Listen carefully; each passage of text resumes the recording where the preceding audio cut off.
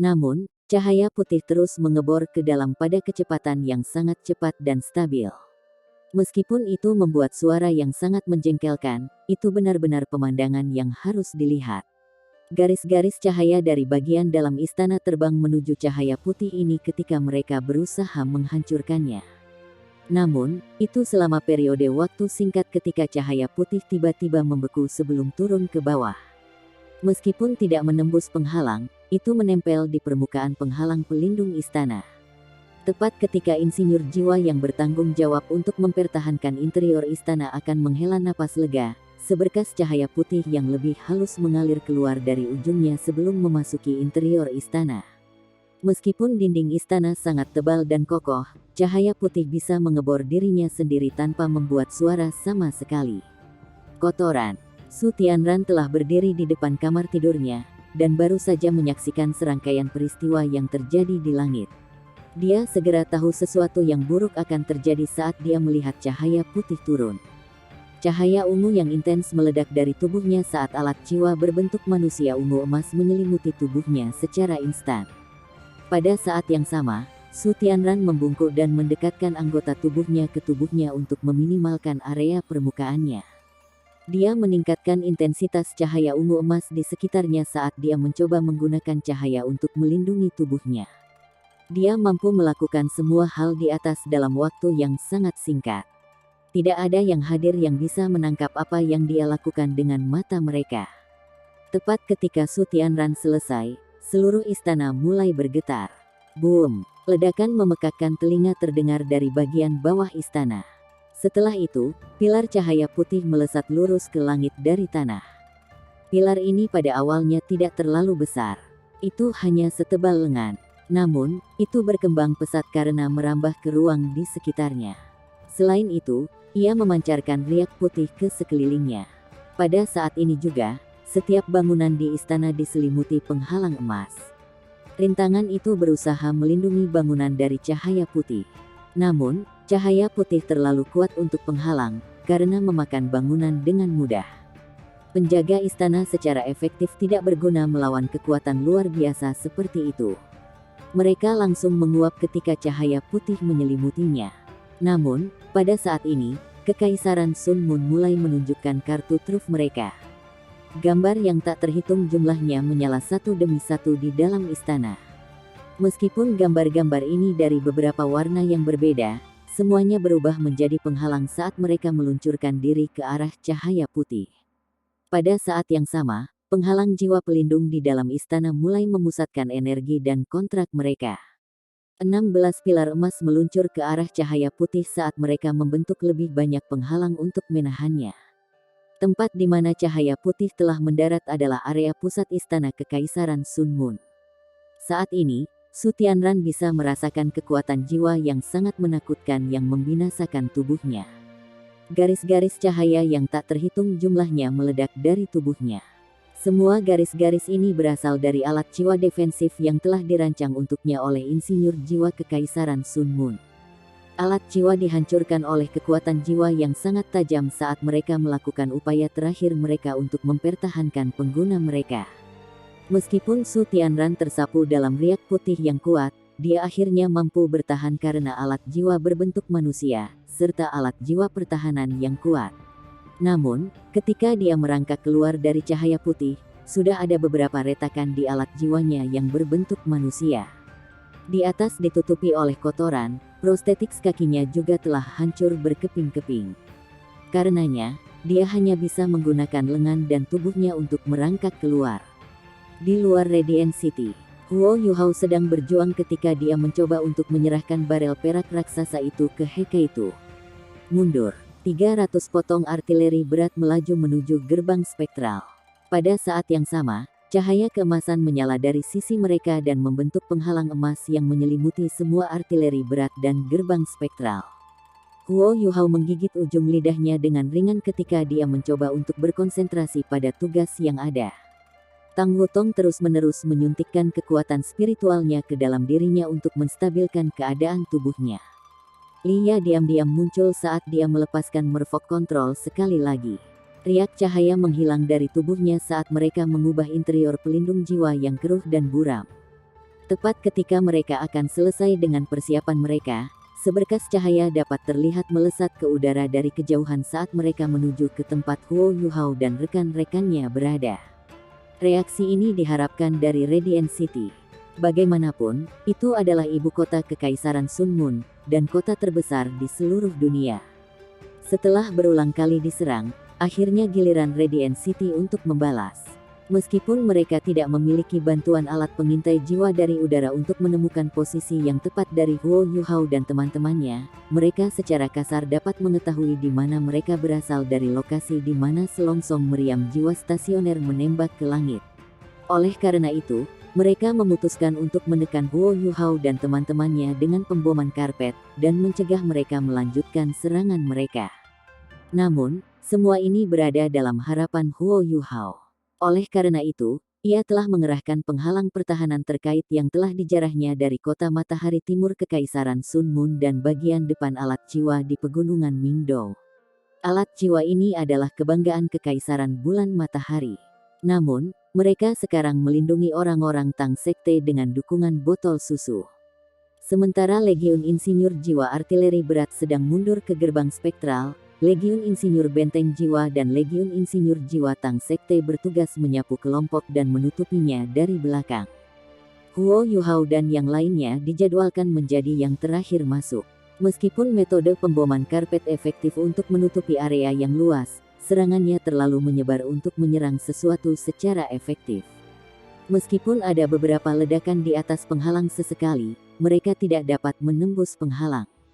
Segera, 300 meriam telah memasuki gerbang spektral.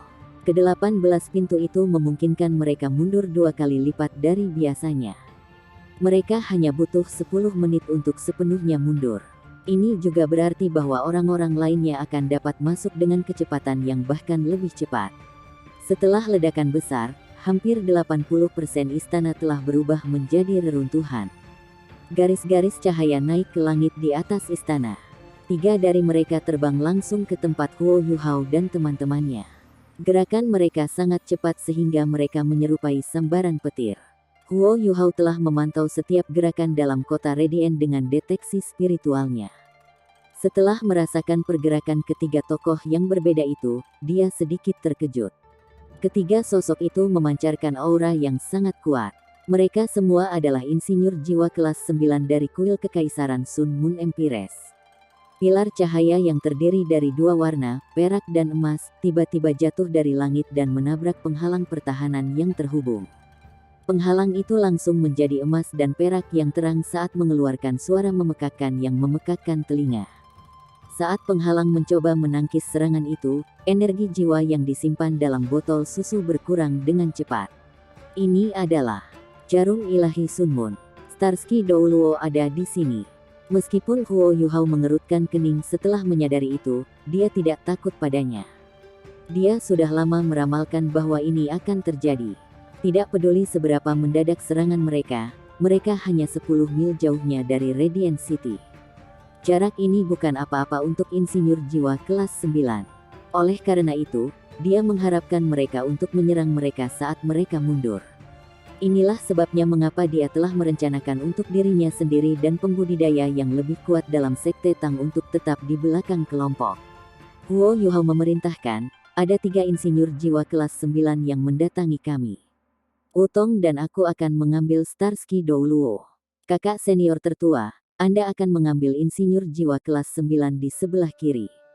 Kakak senior ketiga, Anda akan bertanggung jawab atas yang di sebelah kanan.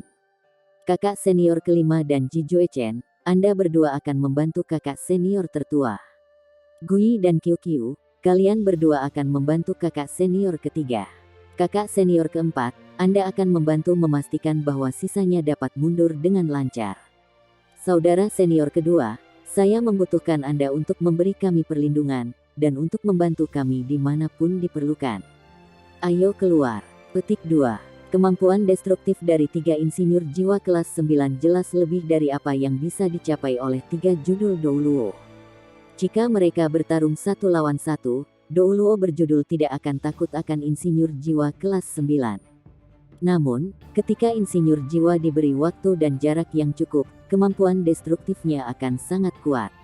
Karenanya, Huo Yuhao dan yang lainnya harus mengambil inisiatif dan menyerang mereka sebelum mereka menghancurkan penghalang.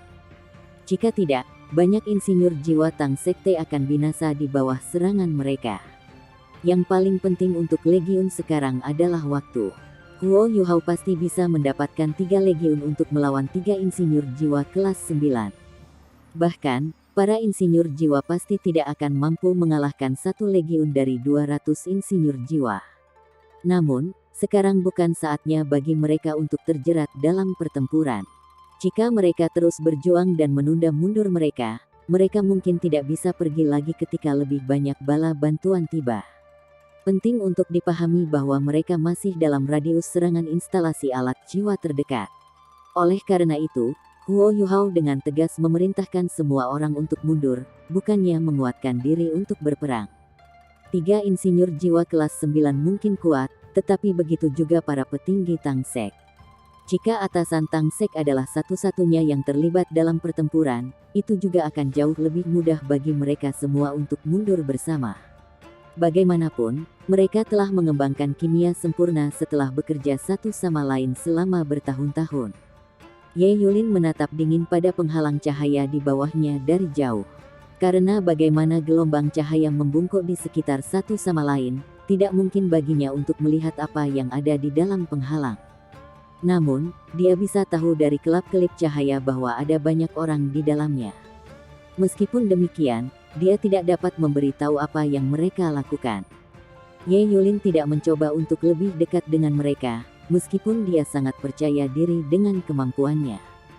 Setelah melihat bagaimana mereka dapat menembus pertahanan istana, ia percaya bahwa para penyerang ini cukup kuat.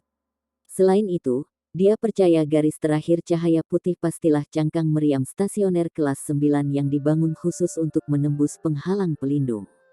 Meskipun demikian, ia juga mengerti bagaimana meriam-meriam telah menghabiskan banyak energi untuk mengebor penghalang.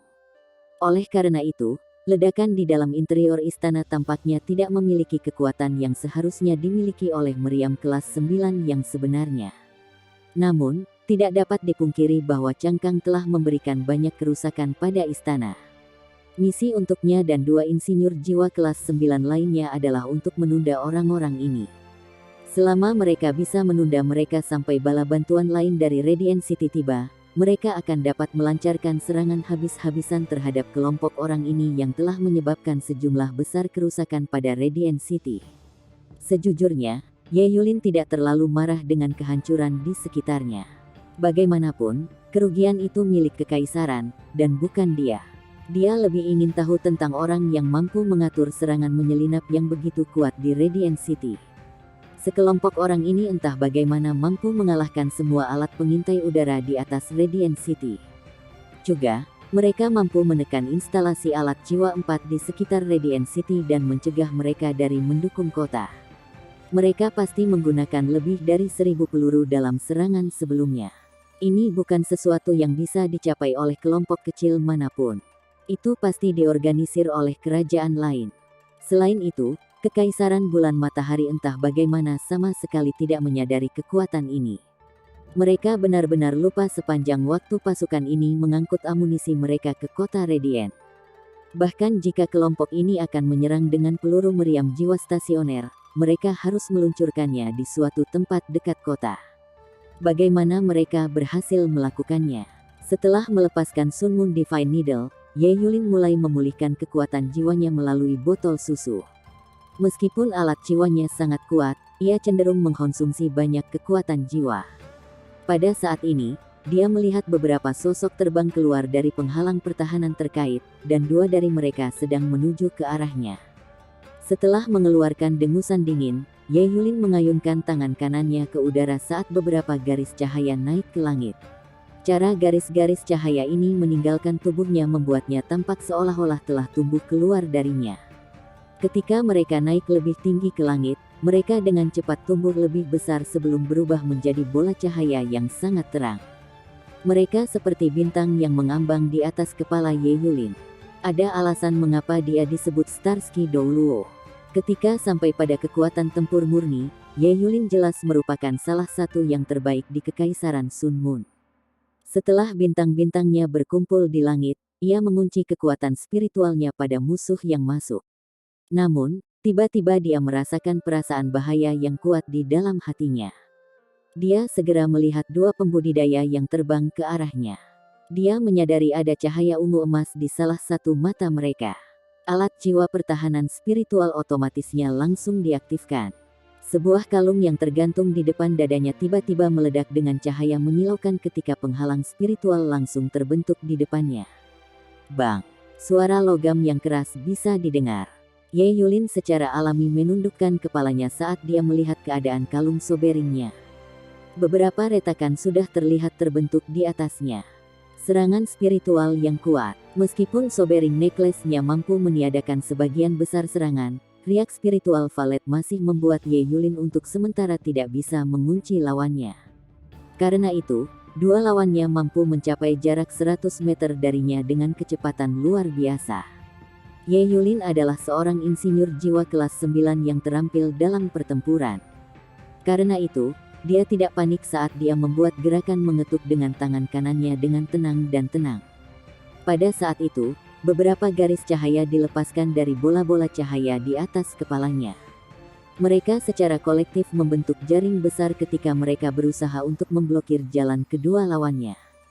Pada saat yang sama, Ye Yulin mundur dengan kecepatan yang luar biasa. Dia meninggalkan serangkaian sosok samar yang menyerupai dirinya saat dia bergerak sejauh 500 meter dalam sekejap mata. Seorang insinyur jiwa yang berspesialisasi dalam serangan jarak jauh harus memiliki keterampilan penting berikut: mempertahankan, bereaksi, dan menghindari. Dua orang yang menyerang Ye Yulin tidak lain adalah Huo Yuhao dan Tang Wutong. Huo Yuhao telah meninggalkan Li Ya dalam pelindung jiwa untuk mempertahankan domain interferensi spiritual, untuk menjaga kerahasiaan jumlah pasukan keseluruhan. Sementara itu, beberapa dari mereka bergegas keluar untuk melibatkan insinyur jiwa kelas 9. Ye Yulin benar-benar sangat kuat. Garis-garis cahaya yang sangat terjalin di depannya berisi sejumlah besar kekuatan destruktif. Bahkan Huo Yuhao tidak berani menerobos jaring. Dia hanya bisa menarik Tang Wutong ke samping saat mereka menghentikan serangan mereka. Ini memungkinkan Ye Yulin untuk meningkatkan jarak dari mereka. Tang Wutong merentangkan sayap di belakang punggungnya saat dia berhenti dan melayang di udara. Huo Yuhao juga tidak mengejar Ye Yulin. Namun, matanya masih berkilau karena kemampuan deteksi spiritualnya tetap fokus penuh dan terkunci pada tubuh Starsky Douluo. Tang Wutong meraih armor God perang Dewa Huo Yuhao di pinggangnya saat dia melepaskan bola cahaya yang tak terhitung jumlahnya dari sayapnya. Bola itu langsung menuju bintang-bintang di langit yang dirilis oleh Ye Yulin. Setelah berhenti dan menstabilkan tubuhnya, Ye Yulin melirik sekelilingnya dengan dingin sebelum mengunci kedua lawannya. Dia mulai mengisi Sun Moon Divine Needle-nya, yang bersiap-siap di ketinggian yang lebih tinggi. Tentu saja, dia bisa mengatakan bahwa dua tuan jiwa yang berada di dekatnya adalah Titlet Douluo. Namun, itu adalah orang yang mengenakan alat jiwa berbentuk manusia biru tua yang lebih mengejutkannya. Alat jiwa manusia berbentuk manusia mungkin lebih kecil dari yang diteliti oleh Kekaisaran Sun Moon. Namun, ukurannya yang lebih kecil tidak berarti akan lebih lemah. Aura yang memancar dari orang itu menciptakan rasa takut yang tak bisa dijelaskan di dalam dirinya. Meskipun memiliki banyak pengalaman, ia tidak dapat mengatakan materi apa yang terbuat dari alat jiwa berbentuk manusia itu. Bahan itu tampaknya memberikan kedalaman warna, namun sangat jelas, seolah-olah itu sepenuhnya diukir dari batu permata. Pada saat yang sama, ia tidak dapat mendeteksi kekuatan jiwa yang berdesir dari orang itu. Kehadiran orang itu tampaknya disembunyikan oleh baju besi. Ini membuat gerakan mereka sangat tidak terduga. Oleh karena itu, Ye Yulin sedang bersiap untuk menggunakan serangan sekuat mungkin untuk mencoba menghancurkan mereka. Sekarang dia benar-benar ingin tahu tentang apa yang ada di bawah penghalang. Selama mereka masih di sini, mereka tidak akan bisa melarikan diri ketika bala bantuannya tiba segera. Sementara dia memikirkannya, Ye Yulin mengirimkan serangkaian pesan yang disandikan melalui alat jiwa komunikasinya. Dia percaya bahwa pemasangan alat jiwa terdekat akan memberinya dukungan api jarak jauh segera. Namun, Target mereka bukanlah dua orang di depannya, itu akan menjadi penghalang jiwa pelindung. Namun, pada saat ini, Ye Yulin terkejut melihat cahaya oranye merah muncul dari penghalang jiwa pelindung di bawahnya. Garis cahaya oranye merah terbang dengan kecepatan yang sangat cepat, tetapi terus-menerus berputar dan berbelok di jalur penerbangannya. Ini adalah... Mata Ye Yulin membelalak tak percaya. Ini adalah suar penuntun. Orang-orang ini sebenarnya mengembangkan suar pemandu. Dia tidak bisa percaya apa yang dilihatnya. Suar pemandu pada dasarnya dirancang untuk melawan daerah di mana alat jiwa yang kuat dipasang. Suar membimbing berisi riak kekuatan jiwa yang sangat besar yang bisa menarik perhatian semua alat jiwa pengawasan sekitarnya. Dan karena sebagian besar alat jiwa yang dirancang untuk mencegat serangan musuh semuanya dirancang untuk ditembakkan setelah terdeteksi, suar pemandu mampu membuat seluruh instalasi menembaknya. Ini akan memungkinkan Huo Yuhao dan teman-temannya membuang-buang amunisi dan energi musuh mereka. Pada saat yang sama, itu akan menjadi umpan sempurna ketika mereka bersiap untuk meluncurkan serangan mereka yang sebenarnya pada musuh. Dan seperti yang diharapkan, suar pemandu sedang menuju ke area penyebaran alat jiwa yang paling dekat dengan kota Radiant. Saya tidak percaya orang-orang ini sebenarnya sangat siap. Seperti yang Ye Yulin prediksi, tepat setelah suar membimbing keluar, sosok hitam muncul. Jika Ye Yulin tidak melihat keributan di sana, dia mungkin merindukan sosok hitam itu.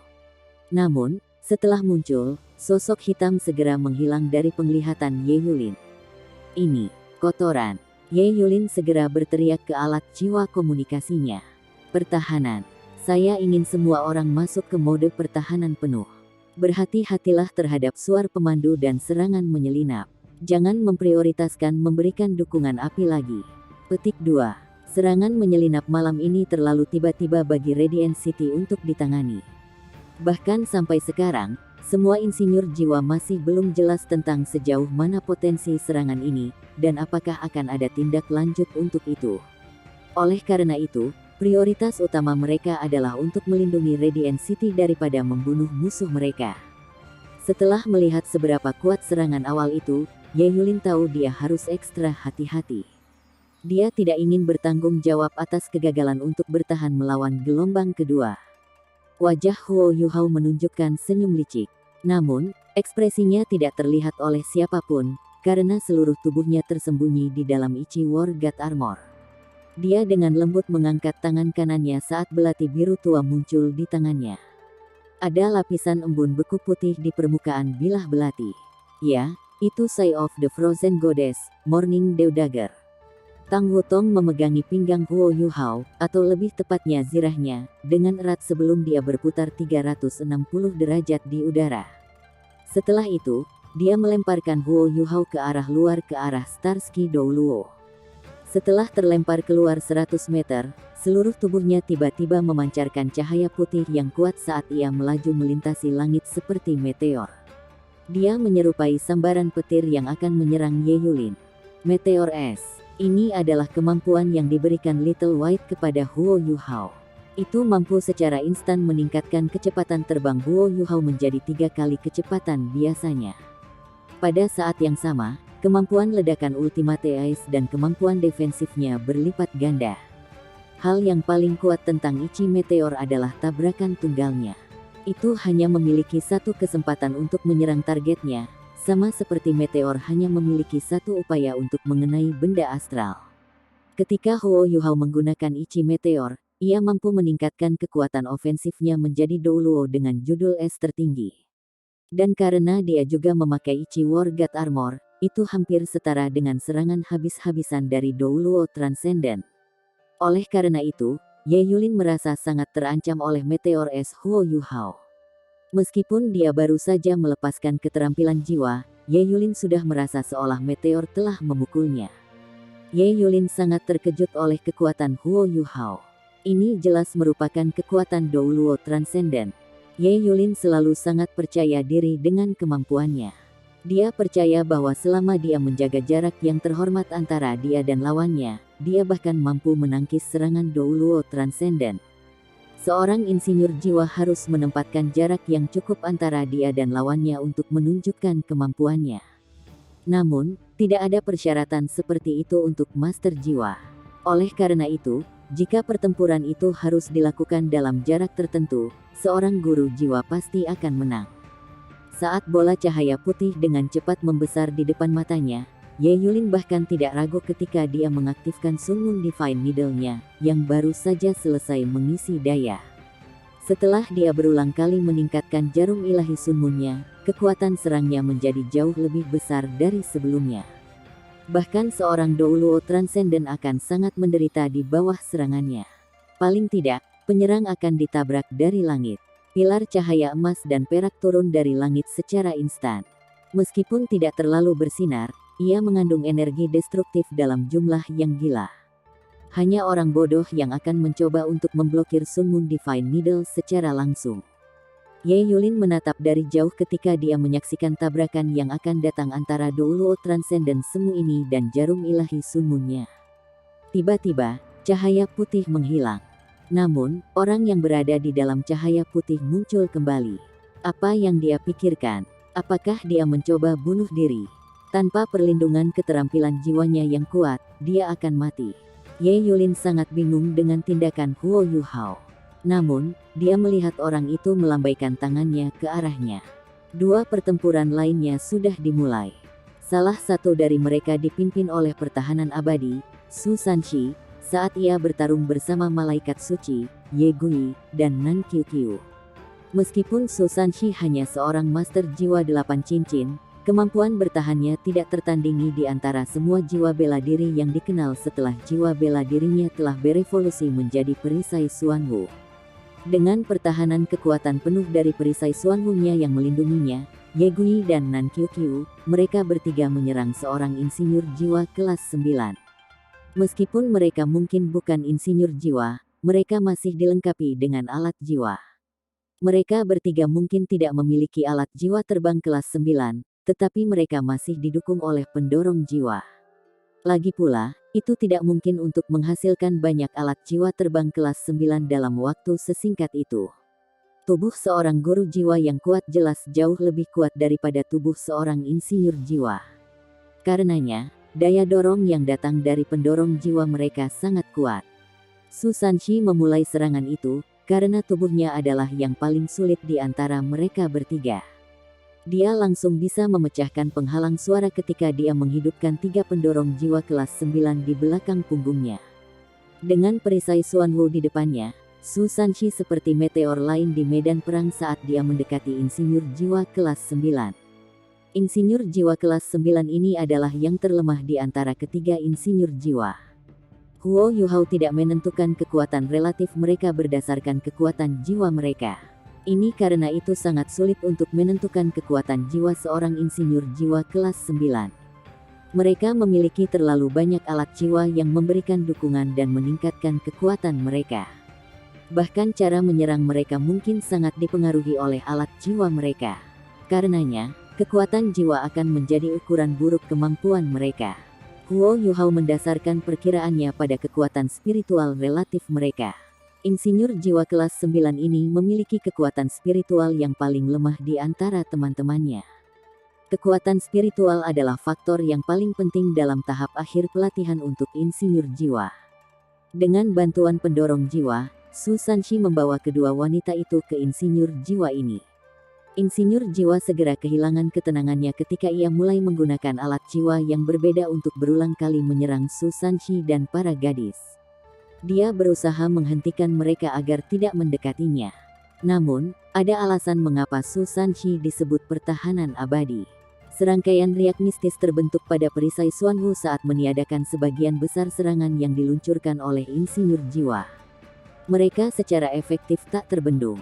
Namun, insinyur jiwa kelas 9 juga memiliki sedikit pengalaman tempur yang adil. Sementara dia terus menyerang Su Sanshi dan yang lainnya, dia mengaktifkan pendorong jiwanya sendiri, yang ada di dadanya, ketika dia dengan cepat mundur dalam upaya untuk meningkatkan jarak antara dia dan Su Sanshi. Jelas bahwa menurut pengaturan Huo Yuhao, kelompok Bei Bei relatif lebih kuat. Bei Bei, Xiao Xiao, dan Ji Juechen semuanya adalah Sol Douluo yang memiliki 8 cincin. Sebenarnya, mereka bukan sembarang jiwa Douluo. Kekuatan kumulatif mereka pasti akan lebih kuat daripada Douluo berjudul. Xiao Xiao mahir mengendalikan dan membela, sedangkan Ji Juechen sangat kompeten dalam menyerang. Bei Bei, di sisi lain, sangat fleksibel. Oleh karena itu, bahkan Huo Yuhao bahkan tidak akan percaya diri mengalahkan mereka jika mereka bergabung melawannya. Di sisi lain, tim Su Sanshi tampaknya relatif lebih lemah. Tapi penampilan bisa menipu. Setelah pertempuran sebelumnya dengan Myriad Soul Douluo, Ye Gui telah menghabiskan banyak waktu bermeditasi dan mencerna keuntungannya. Huo Yuhao hanya bisa menebak kira-kira seberapa kuat dia sekarang. Kekuatan jiwanya harus dekat dengan peringkat 80. Dia mungkin hanya kurang memiliki cincin jiwanya yang ke-8. Jiwa bela diri malaikat suci adalah salah satu jiwa bela diri papan atas di dunia. Dengan kekuatan jiwanya, Ye Gui akan menjadi kekuatan yang tangguh. Malaikat sucinya akan benar-benar bangun begitu dia mencapai cincin ke-8. Di masa depan, ketika dia mencapai pangkat titlet Douluo, kekuatannya tidak akan lebih lemah dari kultivator yang memiliki jiwa bela diri kekuatan tertinggi. Meskipun Nan Qiu Qiu mungkin sedikit lebih lemah dari yang lain, dia masih seorang sage jiwa. Selain itu, dia memiliki jiwa bela diri pemusnahan. Kekuatan naga Ruj mulai menunjukkan setelah dia mencapai pangkat sage jiwa. Selain itu, dia juga mengenakan satu set Amici War God. Meskipun armornya tidak memiliki sistem kontrol spiritual yang sama dan tidak terbuat dari kristal es ilahi, yang mengandung roh es, Xuan Ziwen telah meningkatkan alat jiwa berbentuk manusia ini ke potensi maksimalnya. Karena Nan Qiu Qiu menerima baju besi ini lebih awal dari Huo Yuhao, dia sudah sangat akrab dengannya. Meskipun demikian, orang yang paling penting dalam trio ini masih Su Sanshi. Kemampuan individualnya bahkan lebih efektif daripada Bei Bei di medan perang. Kekuatan perisai Xuan Wu-nya, yang bisa ditampilkan dalam pertarungan tim, sungguh luar biasa. Sebagai contoh, saat ini ketika insinyur jiwa kelas 9 melepaskan jiwanya dan mundur dengan cepat, Xuan Wu Shield Su Sanshi menyala ketika kura-kura emasnya muncul di belakang punggungnya tanpa suara. Lampu pada perisai Xuan Wu tiba-tiba menjadi ilusi. Setelah itu, insinyur jiwa kelas 9 merasa seolah-olah tubuhnya sedang dicengkeram tangan. Itu hampir seolah-olah dia sedang ditarik oleh kekuatan misterius. Sebelum dia bisa bereaksi, dunia di sekelilingnya tampak terbalik ketika dia muncul di depan Su Sanshi. Ini adalah versi yang disempurnakan dari pemindahan Xuan Wu, pemanggilan Xuan Wu. Setelah jiwa bela diri Xuan Wu benar-benar terbangun, Su Sanshi memiliki kemampuan yang kuat untuk langsung menarik lawannya ke arahnya. Tidak peduli seberapa kuat lawannya, dia akan bisa menarik mereka sampai dia tepat di depannya. Selama lawan berada dalam jarak 100 meter darinya, dia pasti akan rentan terhadap keterampilan jiwa ini. Mirip dengan pemindahan Xuan Wu, ini adalah keterampilan jiwa yang luar biasa. Terutama bagi seorang master jiwa tipe pertahanan. Dia bisa membantu teman-temannya melarikan diri dari musuh bersama mereka dalam sekejap. Juga, dia bisa menarik lawannya ke arahnya dalam sekejap mata. Selain itu, pemanggilan Xuan Wu, yang merupakan versi lanjutan dari pemindahan Xuan Wu, adalah keterampilan jiwa yang bahkan tidak dapat ditiru oleh penggandaan spiritual Huo Yuhao. Su Sanshi adalah satu-satunya yang bisa menggunakannya. Insinyur jiwa kelas 9 segera mulai panik ketika dia mengaktifkan pelindung jiwanya yang pelindung dan invincible barrier-nya. Lapisan cahaya menyelimutinya seperti kepompong. Sementara Su Sanshi sedang melakukan pemanggilan Xuan Wu, cincin jiwa kelima di tubuhnya menyala. Kura-kura emas di belakang punggungnya segera menyatu dengan tubuhnya. Setelah itu, seluruh tubuhnya, yang sekarang menyerupai kura-kura raksasa, bertabrakan keras dengan penghalang insinyur jiwa kelas 9 di depannya. Serangan tertel-tertel, keterampilan jiwa kelima Su Sanshi. Kekuatan serangan skill jiwa ini sangat kuat. Itu juga merupakan salah satu dari sedikit keterampilan jiwa menyerang yang dimiliki Su Sanshi.